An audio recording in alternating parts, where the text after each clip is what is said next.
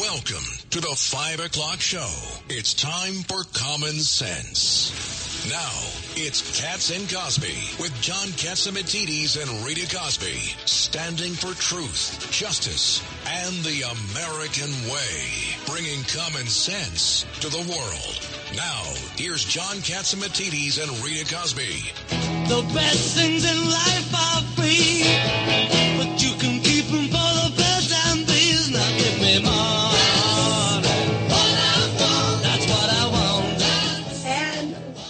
And we are going to need a lot of money in New York City, and taxpayers are going to have to keep coughing it up. Welcome to Katz and Cosby.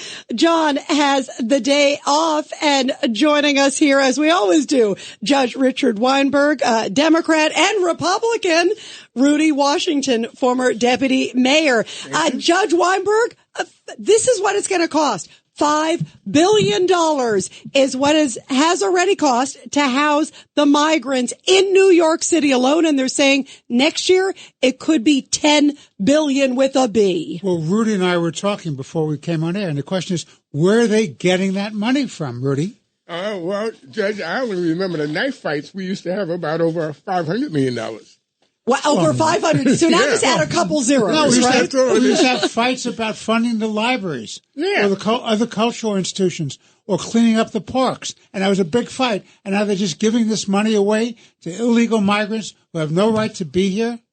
Yeah, that's the thing. That's amazing, Rudy. I mean, and this number, let's go through some of the stats, you guys, because this is jaw dropping. Again, just New York City numbers alone, almost $2 billion on housing and rent, another $2 billion on services and supplies, $500 million there, Rudy, on food and medical costs, $500 million on administrative and IT.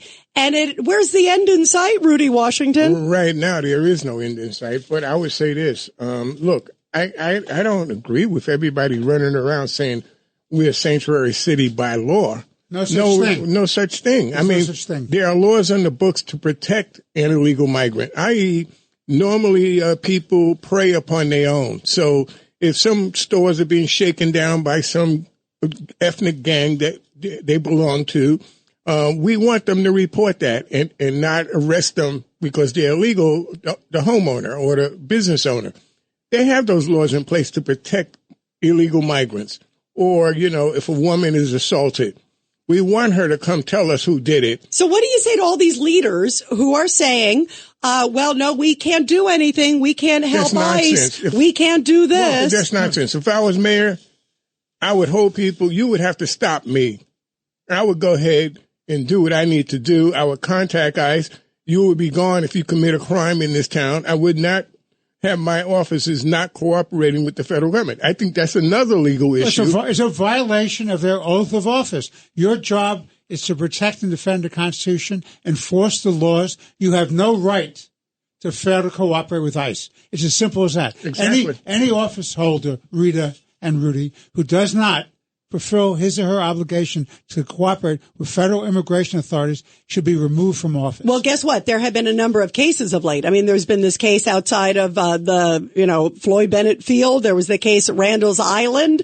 There's a case in Massachusetts, this horrible case of a guy who raped a young teenage girl, and he got out on bail. They didn't hand him over, and now ICE finally went and got him. Well, don't get me started, Rita, because, I was talking to you early on about how where is the Bella Abzis of our day, protecting women's rights. I mean, what you saw happen in the Olympics where transgenders are fighting females and Riley Gaines' effort to stop what's going on in the swimming area. I mean, where's our morality anymore? Where's feminism? Where's feminism? You're right. And by the way, I keep thinking as we're talking about border, the 100,000 missing kids. We're number one in the world. Why are we not speaking about that? The 100,000 that they believe are human trafficked and missing at this time. We're the number one in the world traffickers. It's incredible. And we're very fortunate here in the WABC family because we have our friend Bob Unanimway, who's leading the fight against human trafficking. Good for Bob. Exactly. Head of Goya Foods and GoyaCares.com. Let's bring in, if we could, Michael Goodwin, the great Pulitzer Prize winning columnist. Michael, you wrote a big column saying Kamala Harris, step up, do an interview with the New York Post, And I would say one of the first questions whoever gets the chance to finally interview her whenever she breaks her silence is, what is your plan? Because she has come out and said that everybody in detention centers should be released. She's saying if you cross the border illegal, that's not illegal. I mean, this is really troubling in light of what we're just talking with the judge and Rudy about. Yes, thank you, Rita. I was trying to have a little fun with the column. I mean, I'm not deluded enough to think that she would give me the first interview, but I thought it was an interesting offer. You never know. You play the lottery, you might win sometime. But also, I thought that it was a good way to raise at least some of the questions that she has not been asked and has been ducking. I mean, that's why she's been ducking the media. She doesn't want to answer any of these fundamental questions about who you are, what do you believe in, what policies would you pursue. Meanwhile, she's trying to at least give the impression that she's separating from President Biden. But now you have the press secretary, Karine Jean-Pierre, and Susan Rice, the former domestic advisor to Biden, both saying that Harris was integral to everything they did, that there's no daylight between Harris and Biden on any of these policies. Well, these policies are very unpopular.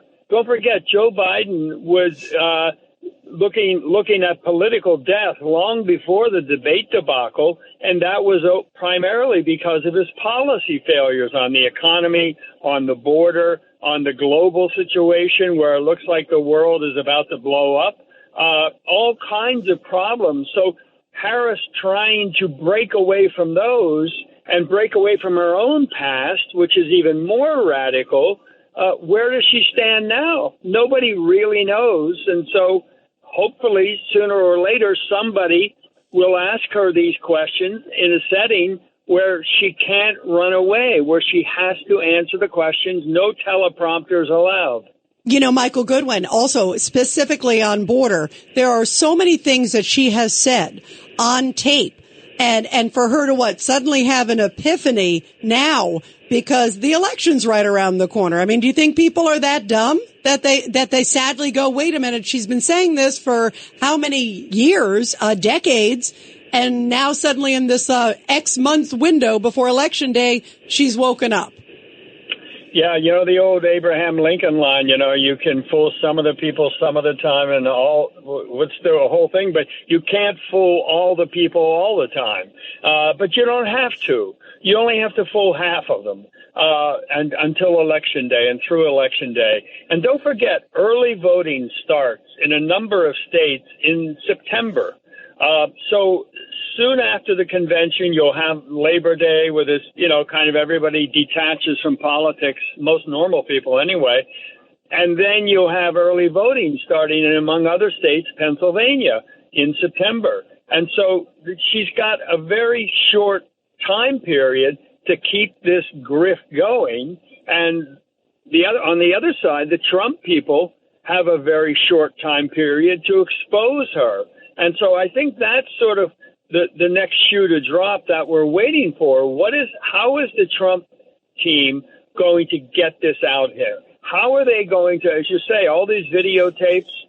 We discussed a Pennsylvania consultant for another Republican said early on that we'll run out of time before we run out of videotapes of Kamala Harris saying dumb things.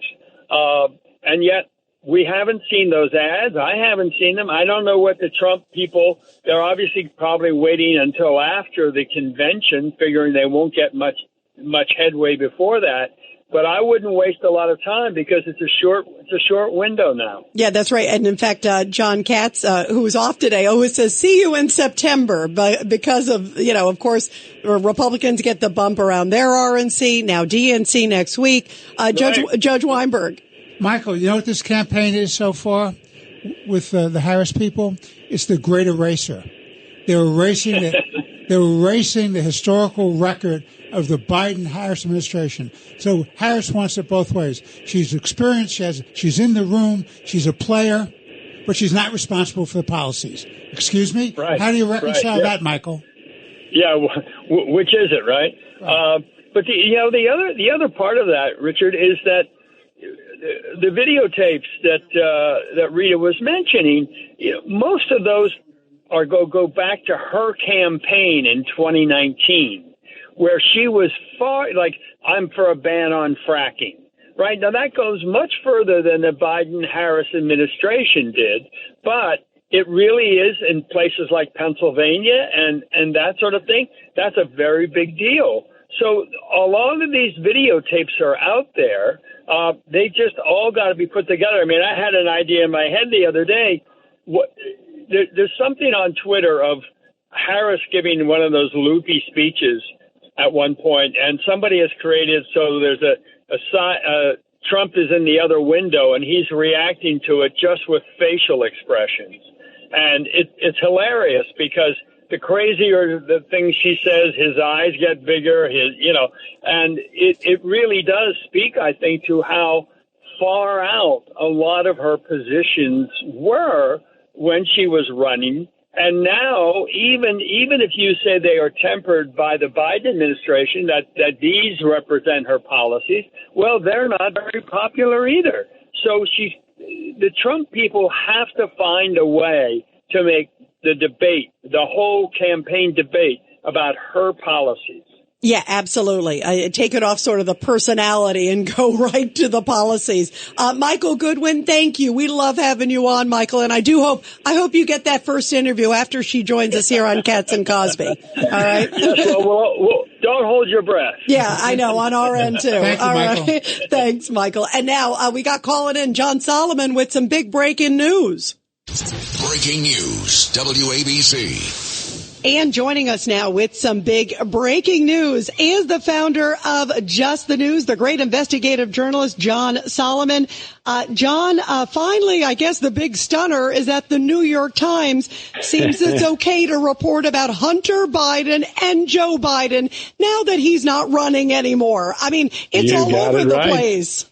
Yeah, no, absolutely. It's suddenly legit now that they forced him out of the race. And remember, the New York Times called for him to step down from the race. So they got him out of the race. Then they told the American people the truth. First, well, he was having mental issues, right? He was having capacity issues. And secondly, yes, his son did lobby the State Department. Now, anyone who's read my reporting over the last 4 years, which used to be called conspiracy theories, but now are considered to be accurate, is that the State Department has been releasing documents since 2021 that show that Hunter Biden and Hunter Biden's associates were pressuring and lobbying in the State Department. The latest example came out in new documents that the New York Times and I got yesterday. These documents show that Hunter Biden himself emailed the State Department asking for help, hoping that the State Department would pressure Italy to give some permission to a Burisma deal in that country. That's a Ukrainian company. It was trying to do business in Italy. Italy wasn't giving the permits. Hunter Biden tried to Bigfoot that with his father's friends at the State Department. Now, they didn't quite help, but clearly he lobbied and he pressured that. That's not the only place. Anyone who's gone back and look at other FOIAs the State Department have released, open records requests they've released, that happened with the Romanian oligarch Papavicu. It happened with another project involving Burisma. And when Burisma was trying to get out from the notion that it was corrupt, Hunter Biden's team was pressuring the State Department to change that narrative. Help us change that narrative. Don't call us crooked anymore. So it's nice that the New York Times finally caught up to this narrative, but the evidence has been sitting there for years. I think the news is that the New York Times has finally decided that the Hunter Biden story is real. You know, it kind of reminds you of obviously what happened, what was it with the New York Post, where they were suppressing the laptop and all of that stuff prior to the election. And just a few seconds, because I want to make sure we get to the other big story. But this also is interesting because, of course, President Biden has said all along, I knew nothing about my son's business deals. We know he was flying on Air Force Two.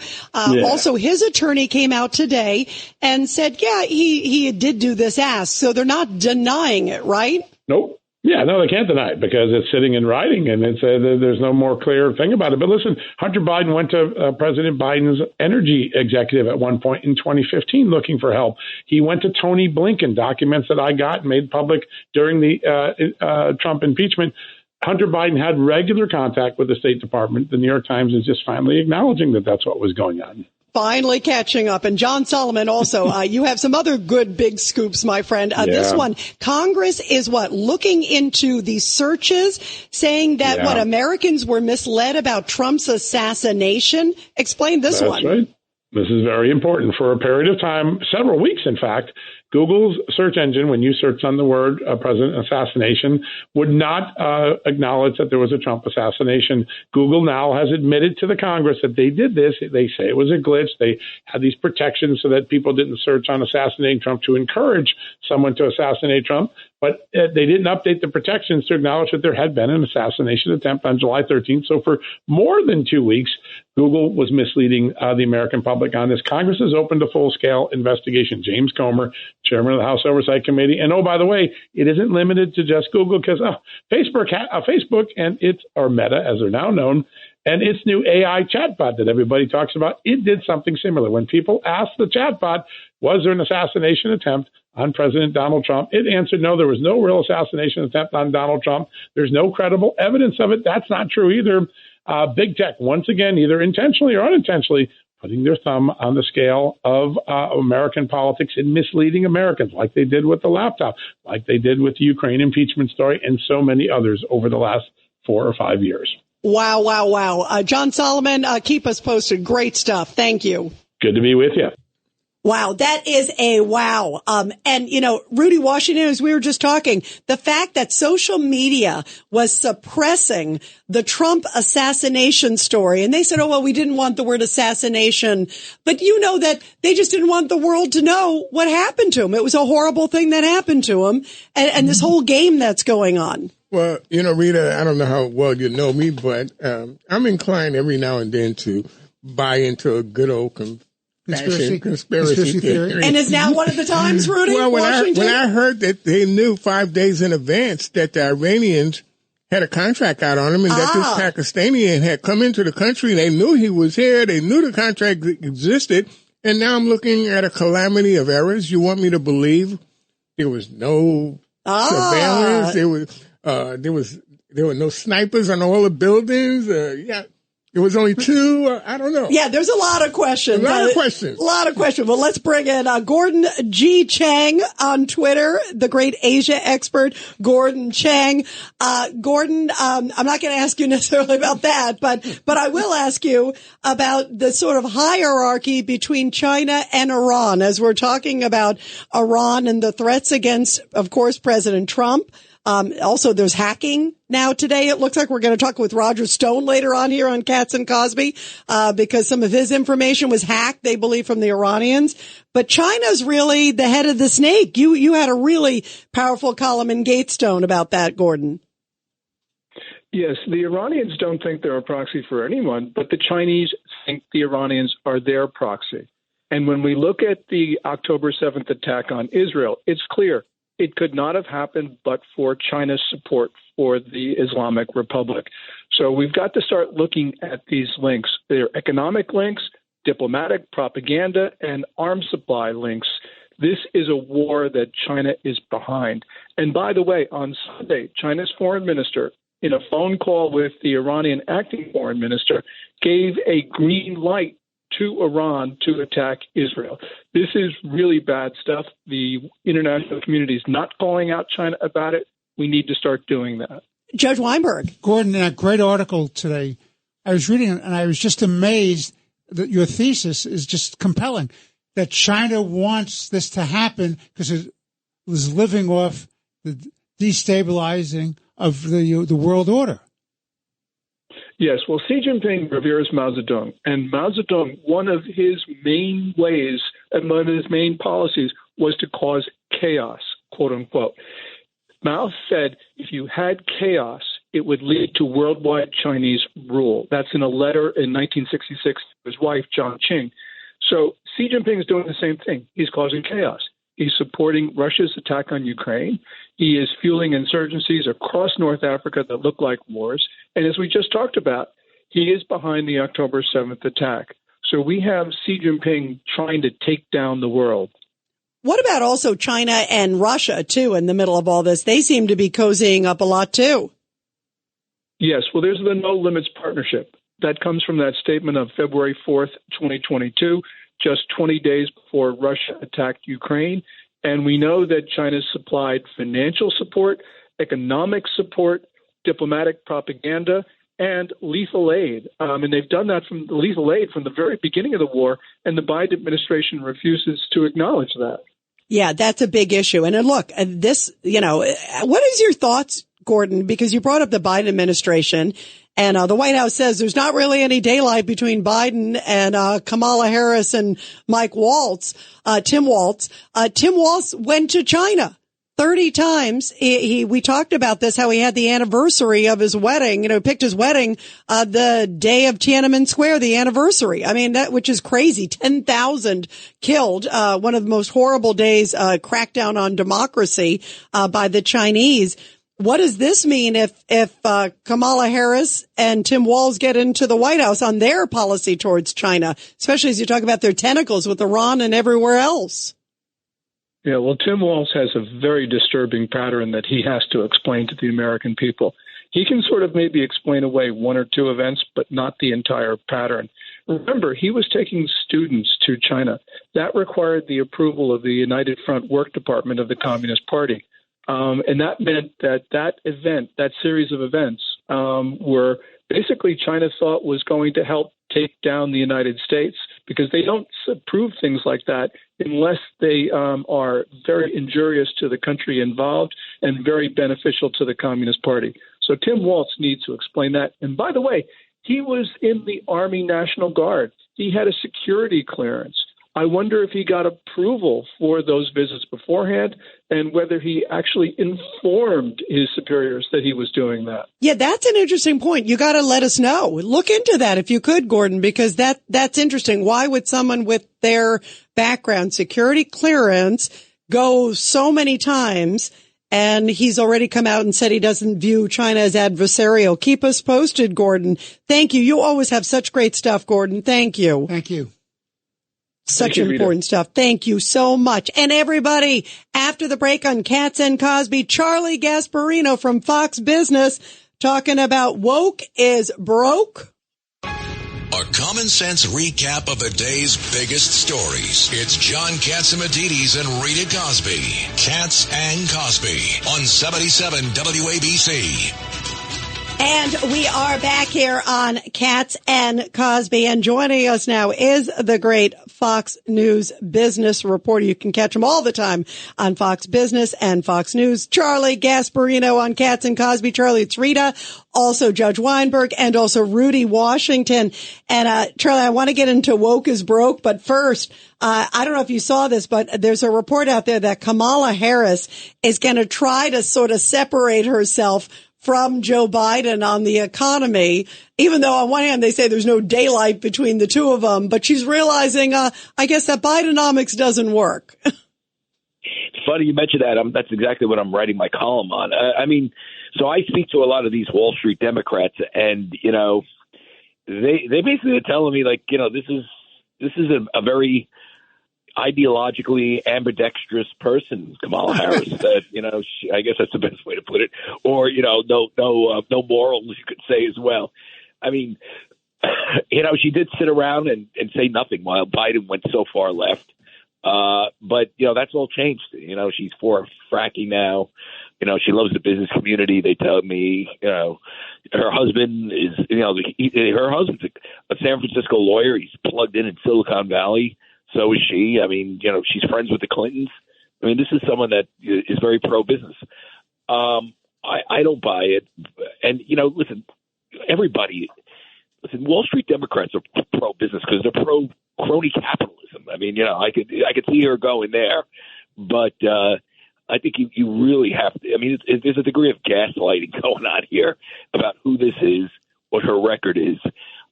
The other problem I think she has is that, and I think this is why she hasn't said much, economics is number one in everybody's mind. So she's literally, addressing it through these sort of leaks through Wall Street, sort of her Wall Street cronies to people like me and what you see in the paper. And she's not sat down and like give an interview to somebody that understands. I mean, she should sit down with me. She won't. that understand. She's not sitting down with anybody. I mean, it's 24 days. Can you believe that, Charlie? It's unbelievable. Because if you do sit down with her and, she starts explaining inflation, I mean, it's going to be a train wreck. I mean, how did she explain it that one time? Yeah, Russia's a tiny country and Ukraine's an even smaller country. It was, no, here's what she said. She goes, prices have gone up. That was her explanation. Yeah, I was doing the foreign policy. Do you remember the foreign policy where she said, Russia's this country, Ukraine's like talking to a second grader, Judge Weinberg. The cloud, there's no cloud. Cloud is not a physical entity. Yeah, right. It's in the sky. The cloud kind of is a physical entity. We're talking about, data centers. They may not be like a brick and mortar place, but that's how you store information. There are places. You know what I'm saying now? I'm just saying that she's about a mile wide and an inch deep, and when she gets into these things, maybe even less. Yeah, absolutely. Here's Judge Weinberg. Charlie, number one, she's the one who broke ties on a lot of these inflation-creating pieces of legislation coming out of the Biden that weren't inflation-busting whatsoever. But for her, you would have had some of this legislation, which is a proximate cause of a lot of the inflation. Number two, you had this great column yesterday in which you talk about, woke, based on your book, right. You go broke with woke. Woke is broke. Now, meanwhile, she's a full-fledged advocate of wokeism. She thinks everybody should be woke. How do you explain that? Did you see that stupid comment she made? I mean, you need to be more woke, not less woke. Yeah, everybody should be woke. Right, that's what she was saying. I don't know how she came up with that. I mean, she did it between a cackle, but it was pretty funny. I mean, some of the things she says is really they're really quite remarkable from a stupidity standpoint. I mean, I don't know how. I'm still scratching my head how she became president. Rudy Washington. Vice president.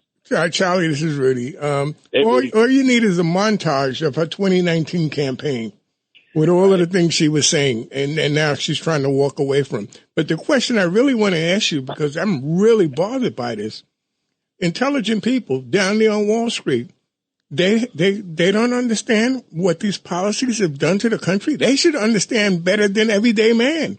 And the jeopardy we're put in. Rudy, they make so much money. They don't care. And they have this sort of weird existential. Listen, I talk to them and I shake my head because these are my friends. They have this weird existential guttural hatred for Donald Trump, where they'll even look over stuff like this that Kamala Harris once said. We have to stay woke. Like, everybody needs to be woke. Rita was just trying to convince me of what you just said, Charlie. Yeah, I said that. I said there are these people who just orange man bad no matter what. And to me, they're not stepping back. And they'll overlook the utter stupidity of someone who says, you can talk about it, about if you're the wokest or woker, just stay more woke than less woke. I mean, who would come up with it? Wait. You got to repeat this. Stay more woke than less woke. You'll never understand it because you're too intelligent to understand it. That's way too complicated. Charlie Gasparino, thank you. Really interesting stuff. And boy, your column is spot on right now, Charlie. Thank you.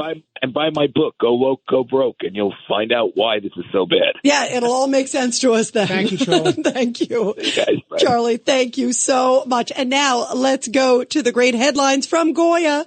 It's the top news of the day, sponsored by Goya. Here's Rita Cosby. And here are some of the big Goya headlines tonight. Democrats are holding a rally in Harlem to support Vice President Kamala Harris and her running mate, Minnesota Governor Tim Walz. Governor Hochul and Mayor Adams are expected to attend. Also, meantime, down in North Carolina, former President Trump and his running mate J.D. Vance are holding an event this evening. Tomorrow, they will be in New Jersey for a press conference in Bedminster. Again, no press conferences scheduled right now for Tim Walz and Kamala Harris. And also, finally, we talked about Hunter Biden at the top of the show with John Solomon. Here's some other details. Hunter Biden is now hiring high-profile criminal defense attorney Mark Garagos to represent him in his tax evasion trial. The tax trial is set to start September 5th. in Los Angeles. And those are the big Goya headlines of the day. You're commuting home with Katz and Cosby. Now, here's John Katzimatidis and Rita Cosby on 77 WABC. And we are back here on Katz and Cosby. John has a much-deserved day off, and we continue here with Judge Richard Weinberg, Democrat, and Republican Rudy Washington, former deputy mayor under Rudy Giuliani. And joining us now is Nassau County Executive Bruce Blakeman, who signed a first in the nation mask ban right now, with an interesting reason, because a lot of these criminals and some of these protesters who have been shouting horrible things have been hiding under a mask. And joining us now is Bruce Blakeman. It's so great to have you here, Bruce. Bravo to you. And why did you think it was important to sort of lead the way on this? Well, thank you very much, Rita, and Rudy, Judge. Thank you for having me on. First of all, let me say that this was really the initial idea of legislator Mazi Pilip, one of our legislators here in Nassau County. She came to me and she said to me, this is what I want to do. I think this law would be very important, that these things have gotten out of control. And when I say these things, I'm talking about people wearing masks that are shoplifting, people that are wearing masks carjacking, people that are wearing masks committing other crimes, people wearing masks, especially at Columbia University, assaulting students just because they're Jewish. These were all reasons that factor in to our legislature here in Nassau County passing the bill and me signing it here today, because Nassau County has just been named by U.S. News and World Report the safest county in the United States, and it's because that we take public safety very, very seriously, and we've got great law enforcement professionals here. Our police department is great, and we know that our number one job is to protect the public. You know, Bruce Blakeman, a couple civil liberties groups, the New York Civil Liberties Union, is coming out and saying that you are infringing on free speech rights. Anybody, to me, it makes sense. They say, well, they should be able to protest and not get in trouble with their work or get in trouble. You know, we've talked to Professor Dershowitz on the show here about it. Guess what? I think employers should know if somebody's out there saying death to Israel and pro-Hamas stuff. Bruce? Yeah, and I think that Professor Dershowitz is right. People don't have a constitutional right to wear a mask. What people have a right constitutionally to do is exercise their right to freedom of speech. And nothing in this law would abridge their rights to free speech. But when people put on masks to hide their identity, to commit a crime, or to commit acts of anti-Semitism, or let's go back years in time when people put hoods on, the KKK, to attack black people and people who are of color, those are reasons not to allow people to hide their identity. If there is a legitimate purpose, like a medical condition or like religious imperative, right. Yeah, those are legitimate reasons for wearing a mask, and our law makes exceptions for those two reasons, but there is no other legitimate reason for someone to wear a mask. Bruce, it's Richard Weinberg. Good to talk to you again. You're absolutely right about the mask laws. It was generated because of the Ku Klux Klan hiding behind masks, and it was also to keep in place the criminal predators who committed crimes wearing masks. And that's why for decades and decades and decades, those laws banning masks were upheld. The Civil Liberties Union is absolutely wrong. Alan Dershowitz is absolutely correct. There's no constitutional violation here. You're absolutely correct. You're in great company. There's no constitutional violation here. Hey, Rudy Washington? Bruce, it's good to talk to you again. Hey, Rudy, how are you? I'm blessed. Thank you. I was disappointed during that period of universities and colleges that nobody was arrested for hate speech. It's like we didn't have any laws at all. I don't think anybody got arrested for hate speech. And some of them are gearing up again for the fall again, because school's going to start soon. And one other thing, Bruce, I started following you when you was with one of the communities when the governor was trying to change the density zone. And up upgrade the zoning, and you were out there supporting the community. That's my man. Well, thank you very much. The state should not have control from Albany of local communities with land use. Those are issues that should be made on a local level. So, Rudy, thank you so much for your support on that. You've been a good friend over the years, and I really appreciate it. Well, you keep up the good fight on this, Bruce. It's really great to have you here. Nassau County Executive Bruce Blakeman leading the way so they cannot hide behind hate. Thank you very much. Really great to have you. Thank you so much. Thank you. And now we have Congresswoman Nicole Maliotakis calling in on some breaking news on the migrants. Breaking news, WABC. And joining us now here on Katz and Cosby to talk about the cost of migrant crime and the migrant crisis, some stunning new numbers. Joining us is Congresswoman Nicole Maliotakis of the great state of New York. Congresswoman, first off, these new numbers, $5 billion is what New York City alone has spent in just 2 years. That is shocking. What's more shocking is the amount of crime we have seen in New York City. So literally what they're doing is they're paying individuals to come, whether it's with free shelter, free services like health care, legal services, laundry services even. They're incentivizing them to come to New York City. And then on top of it, many of them we have now seen are indeed gang members, people who are hardened criminals. We had a 13-year-old girl raped in Queens, another woman raped in Brooklyn, and cops shot at, all by illegal immigrants who, by the way, are in these shelters. So we, the taxpayers, are paying for these individuals to come here and get these free services, and then they're wreaking havoc on our community. So this is the crisis that has been created by the Democrats here in New York and in Washington. Let's make no mistake about it. Joe Biden gave these people the ability to come in. In many cases, they even received parole to come in. They are not vetted. And then they come to New York City. Why? Because the mayor and the governor are providing all these free services.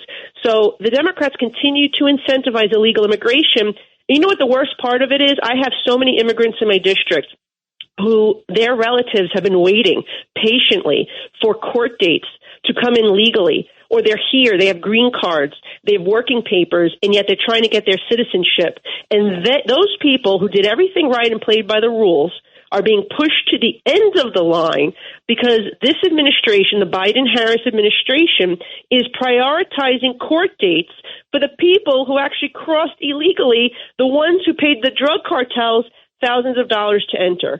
It is so wrong and lopsided. And to me, that's an anti-immigrant agenda because they are hurting the people who have come here and did everything right, played by the rules, by pushing them to the end of the line. What do you make, Congresswoman, too? You brought up, Kamala Harris and Tim Walz. I mean, you look at their philosophies.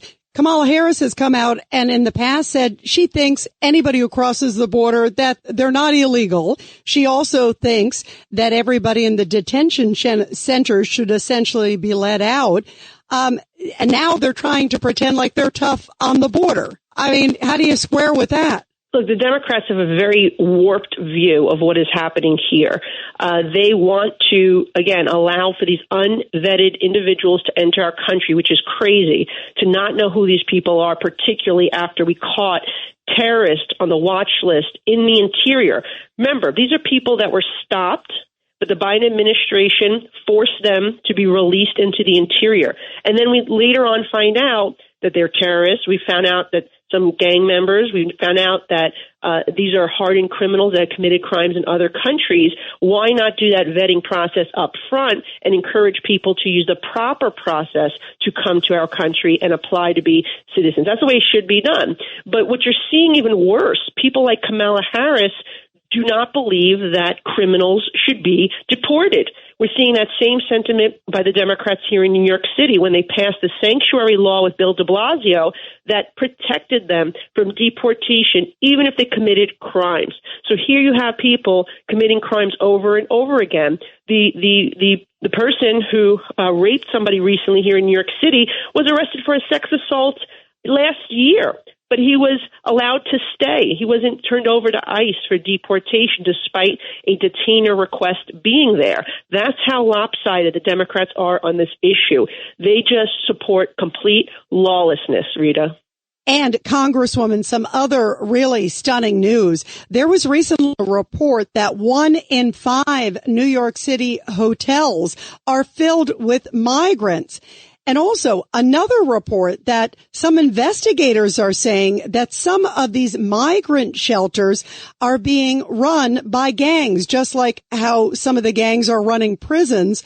Some of these gangs, like Venezuelan gangs, are running some of the migrant shelters. How concerning is that? It is so concerning, obviously, for the public safety issues. As I mentioned before, New Yorkers are being victimized by so many of these people that the mayor is forcing us, the taxpayers, to pay to house in these hotels. So it's not just, and then obviously it's destructive to our tourism, to our economy. But think about the cost here, Rita. When we talk about $5 billion, we are right now at the lowest level of police officers since September 11th.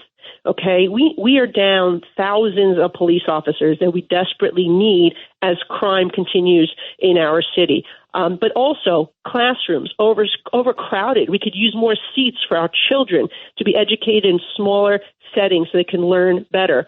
We have issues with NYCHA, our public housing right now, falling apart, some of these apartments and buildings, and they could certainly use upgrades. The transit system crumbling in New York City. They're crying for congestion pricing, the Democrats, because they want $1 billion a year. But here they're wasting $5 billion that could be used to fix our subway and bus system. So think about what their priorities are. They are giving our money, the hardworking taxpayers' money, to people who just entered this country, while lifelong New Yorkers are suffering with these quality of life issues. Congresswoman Nicole Malliotakis, so great to have you on this very important topic here on Katz and Cosby. Great to have you with us. Great to be with you. Thank you, Rita. Thank you so much, Congresswoman. And up next, Roger Stone. You definitely don't want to miss that. Roger's joining us next. It's a common sense recap of the big stories. It's Katz and Cosby on 77 WABC. And we are back here on Katz and Cosby. This is Rita Cosby along with Judge Weinberg and also Rudy Washington. Joining us now is Roger Stone, longtime, of course, political consultant to so many presidents, including President Donald Trump. Roger, there are all these reports out there that your account, your email was hacked into. Maybe even Iranians had something to do with it. Tell us what happened. Roger, you there? Let's get Roger. Maybe the Iranians were listening to that, right? Or China, right? According to what Gordon Chang was just telling us. It's a wild story because apparently the Washington Post is saying that hackers were able to compromise the personal email account of Roger Stone, get information, and then somehow share it publicly. Roger, I was just asking you, I think the Iranians or the Chinese were trying to cut me off on the question, but what happened with what happened with this hacking, with these stories? Well, it's very simple. Let me tell you how little I know, actually. Several months ago, I was contacted by Microsoft, who told me that an old email account that I had, but was not active, was still works, but not one that I used, had been compromised. And I said, okay, for what purpose? And they said, well, we believe it will be used to send malicious emails into the Trump campaign that will contain a link, which if you click on that link, it would give the perpetrator control and access to your computer. I asked if there was anything I could do. They said, well, you could change your passcode frequently, but beyond that, if you see any suspicious activity, let us know. Don't click on any link you don't recognize and trust. Didn't think much of it. Then I read a story in Fox about the FBI saying that there would be a coordinated effort by the Iranians to both interfere and infiltrate Donald Trump's campaign. Then several weeks ago, I got a call from the FBI who told me that they believe that my other email account, a different email account, again, their words, had been compromised. I'll point out at no time did anyone say hacked, nor is there any evidence that I clicked on a piece, on a malicious link, that I was phished, as they say. So do we know, Roger, more than that, I really do not know. Do we know if it's the Iranians? Do we know if it's them? I was told by the folks at Microsoft that they believed it was the Iranians. The gentleman I spoke to at the FBI said a foreign state actor. He didn't identify who that was. I told him, of course, that I would cooperate in any investigation. There's not much to cooperate on. I can't find any offending incoming or outgoing emails, and I don't do anything sensitive or campaign related on my personal email anyway. So more than that, I do not know, other than yesterday, Microsoft released a report which said that essentially a former senior Trump political advisor who's extremely well dressed and has blonde hair. And is very charming. They left that out too, right? Yeah. They kind of described me, sent an email to a high level official in the Trump campaign. And in that way, they believed that the Trump campaign computer system was compromised. That's as much as I know. Now, wow. The FBI has said that this is the work of the Iranians. I'll let them do their work. I will cooperate in the investigation. I do recall when the FBI said for 2 years that the Democratic National Committee had been hacked by Russia, which is untrue. I know from my own trial there is no forensic evidence that proves that. CrowdStrike's claim that they documented that in a memo, but then the head of CrowdStrike's cybersecurity testified before the House Intelligence Committee and admitted that, in fact, they had no evidence that there was a online hack by the Russians or anyone else for that matter. Wow. So I'm going to reserve judgment. I'm going to cooperate in the investigation. It does make a certain amount of sense, Rita, because Donald Trump was very tough on Iran. Donald Trump's sanctions really bankrupted Iran. They couldn't finance the attacks on Israel. They couldn't finance Hamas and Hezbollah. They could not finance their nuclear weapons development program. Even the Chinese would not buy oil from Iran because of Donald Trump's tough sanctions. So, of course, Joe Biden removed those sanctions, gave them in excess of $100 billion in frozen assets. You could see why they would oppose Donald Trump. So it does have a certain logic to it. Yeah, absolutely. And Roger, before we let you go too, what do you make of the fact that Kamala Harris has been, ducking? I mean, we don't even really know we know what her Iran policy is if she says that she has the same policies as Joe Biden vis-a-vis Iran, and you just eloquently described them. And you think about the $6 billion in cash that came in the middle of the night, the pallets, remember, under the Obama Biden term. But the press isn't even really forcing her, and that's a huge issue. How would you handle Iran? I don't disagree with that. On my own Sunday show, the Roger Stone Show, here at 77 WABC, which is from 3 to 6 on Sundays, Eastern Time, I have talked extensively about Iranian influence and infiltration into the State Department in the Biden-Harris administration. Well, one of the deputy assistant secretaries has been suspended for security reasons. Another is currently under investigation. It may be the biggest spy scandal since Alger Hiss. Yes, I think the president has a host of issues to press Kamala Harris on. But look, they're running a campaign of hiding her.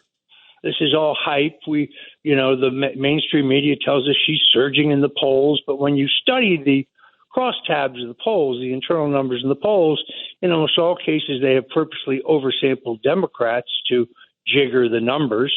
They tell us that she's raised in excess of $300 million in small contributions through Act Blue, a payment processing website, but at least 60,000 of those, just in preliminary investigations, appear to be money laundered. That's being investigated. So I think we have a psyop here. It is a Democrat fake news media cabal boomlet to convince us that Kamala Harris is popular, she's well liked, she's surging. But there are no issues other than the ones that she seems to rip off from Donald Trump, like no tax on tips for service workers. Yeah, and he said it back in June, and now it's like, oh, I've got this epiphany here. How does Donald Trump, the Trump team, break through that? Like you just said, I mean, this sort of mirror campaign, this sort of fake campaign, if you will, that's going on the other end, and her changing positions. They just got to show, here's what she said then, here's what she's saying now. Who do you believe? I completely agree with that. First of all, I think this little honeymoon period is coming to an end. The American people want to feel like they know their president. They certainly know Donald Trump. He spoke for an extensive amount of time with Elon Musk, and there are literally millions and millions and millions of listeners. They haven't heard anything of any substance from Kamala Harris, and she won't get away with no press conferences. She won't get away with no interviews. She won't get away with no debates, which is what she really wants. And that time will come. If I were the president, my advice would be keep this on the issues. She was, in fact, in charge of our southern border. That's a fact, even though she's trying to rewrite it and say that's not true. It is true. And we've had 20 million illegals enter the country, 20 million plus, in my opinion, bringing fentanyl, bringing drugs, bringing a crime epidemic, bringing fiscal problems for counties and states and cities that are required to provide social services to illegal immigrants, even if it means cutting services on U.S. taxpayers. Those are her policies. Now suddenly she says she's going to hire more Border Patrol agents and crack down and close the border. Why would you believe that? Right. Why would anyone believe that? And by the way, the new numbers, Roger Stone, that came out, $5 billion, as you talk about, and it may be $10 billion next year. I mean, those are stunning. In New York City alone. Yeah, New York City alone. Exactly. Right, Judge? Wow. Roger Stone, thank you. Keep us posted. We love having you here on the show, Roger. Thank you. Great to be here. Many thanks. Thank you. And what do we all stand for, guys? Truth, justice, and the American way. God bless America.